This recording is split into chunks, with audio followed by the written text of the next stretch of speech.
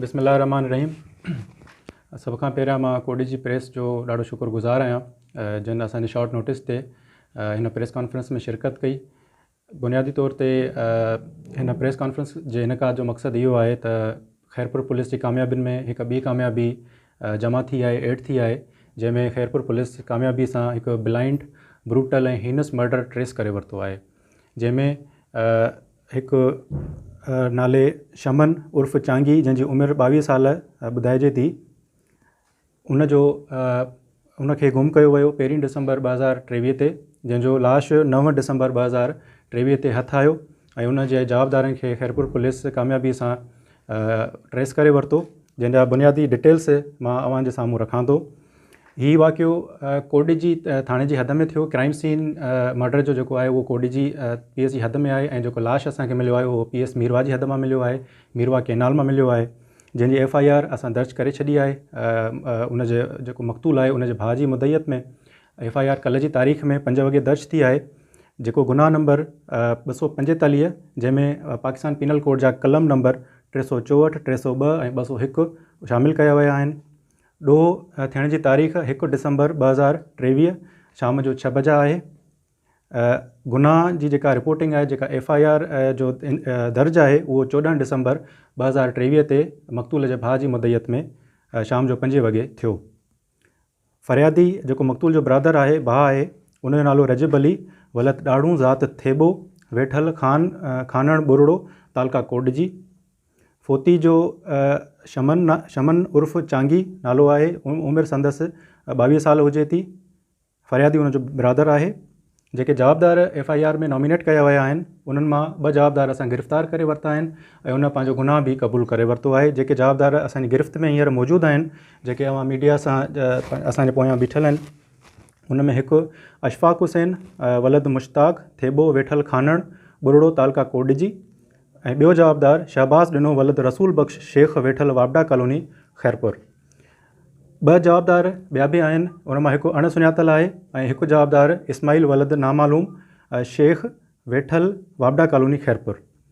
Crime scene तां जेके असांखे केस प्रॉपर्टीज़ मिलियूं आहिनि उनमें हिकु कुहाड़ी आहे जंहिंसां उन मक़तूल ते 2 वार कया ऐं कुहाड़ी उते छॾे करे क्राइम सीन तां भॼी विया।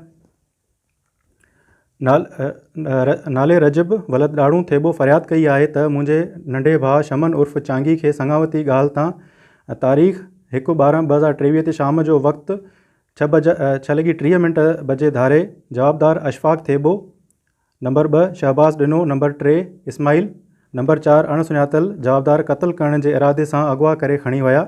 तारीख़ 9/12/2023 ते राति जो मीरवा केनाल मां लावारिस लाश थाणे ठरी मीरवा ते पुलिस कढाए तालका अस्पताल मीरवा में रखाए, जिते फ़रियादी लाश जी सुञाणप कई ऐं पुलिस पोस्टमार्टम कराए लाश जे कफ़न दफ़न जे लाइ वारसनि जे हवाले कयो।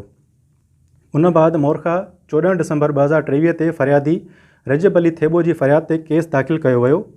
उन बाद SHO थाणा कोडजी जी निच जांच शुरू करे 1 ॾींहुं अंदरि जवाबदार अशफ़ाक़ थेबो खे इस्तेमालु कयल कुहाड़ी समेत जवाबदार शहबाज़ ॾिनो खे गिरफ़्तार करे वरितो आहे ऐं पिणु 2 जवाबदारनि जी गिरफ़्तारी लाइ कोशिशि जारी आहे। केस जी वधीक जांच हली रही आहे।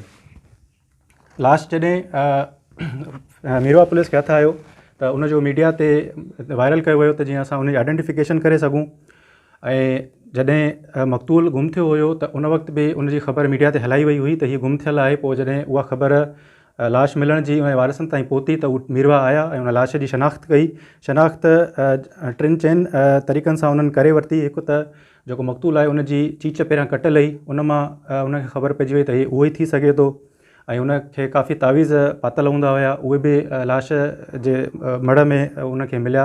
उन मां उनजी आइडेंटिफिकेशन थी ऐं उनजी ॾियंगूं में कुझु डिफॉर्मिटीज़ हुयूं, ॾियंगूं थोड़ियूं फिरियल हुयूं, उन मां उनखे आइडेंटिफिकेशन में हेल्प मिली। अदरवाइज़ लाश जी कंडीशन काफ़ी ख़राब थी चुकी हुई, काफ़ी टाइम पाणी में रहियो हुयो ऐं उन में संदसि जिस्म में पाणी भरिजी वियो हुयो, फूकिजी वियो हुयो।